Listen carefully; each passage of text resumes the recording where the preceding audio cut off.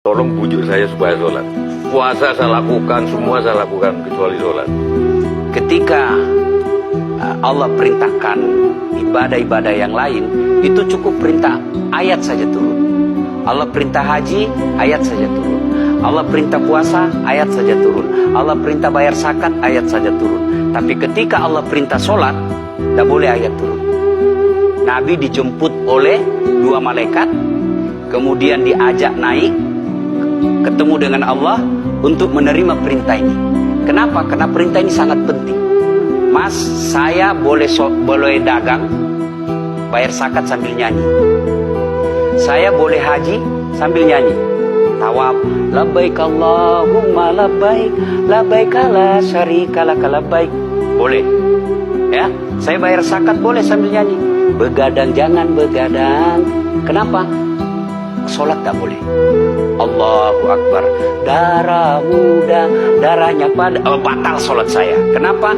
Inilah puncak penghambaan kepada Allah. Jadi puncak penghambaan kalau saya meraku hamba, sholat.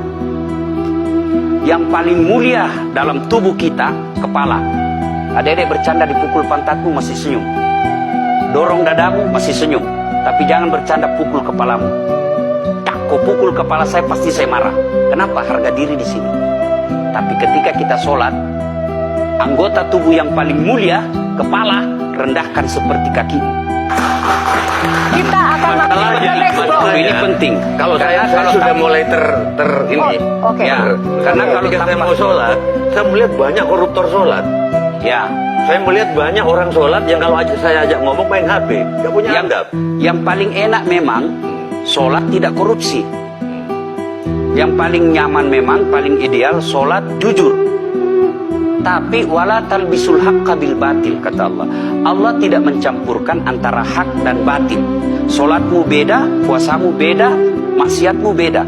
Itulah sehingga Allah hadirkan dua malaikat, Rakit dan Atid, mencatat yang baik di baik, yang salah salah. Tapi ini setan kan tidak membiarkan itu. Maka setan masuk. Nah, dia sholat tapi dia korup. Tapi Allah Maha Adil. Maka ditimbanglah nanti mana yang lebih banyak, kebaikanmu atau keburukanmu. Kalau dia baik amalnya tapi tidak ada sholatnya, sia-sia. Kenapa? Passwordnya kebaikan itu, kuncinya itu adalah sholat. Ustaz, ketika naik haji, naik pesawat, pesawat itu mungkin dibikin orang yang nggak sholat. Iya, betul. Terus gimana tuh? Nah, Kursi itu mungkin dibikin orang yang nggak sholat. iya betul. Terus? Nah, bagi orang yang tidak sholat itu, Allah nanti perlihatkan amalnya.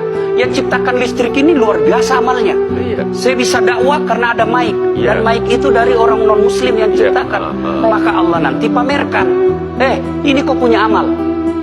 Ini 10 kuda, 10 miliar kau punya amal. Mana passwordnya? Mana kuncinya? Kuncinya itulah sholat. As-sholatu imanuddin, as-sholatu miftahul jannah. Sholat itu kunci kebaikan, sholat itu tiangnya agama.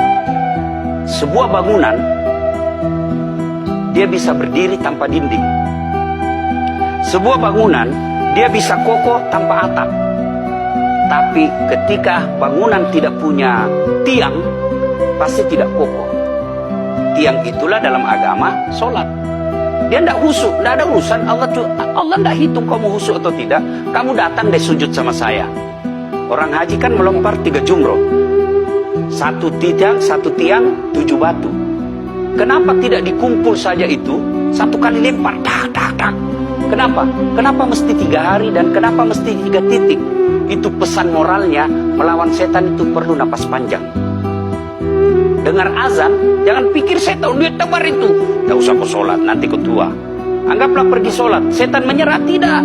Buru-buru kamu, buru-buru. Akhirnya apa? Wudhu tidak sempurna. Anggaplah anda wudhu dengan sempurna. Setan menyerah, tidak. Masuk masjid. Tidak usah sholat sunnah, tidak usah sholat sunnah. Prinsipnya setan, kalau dia tidak bisa dikalah, jangan untung. Ya, gimana Mbak Teja? Udah teryakin? Oke.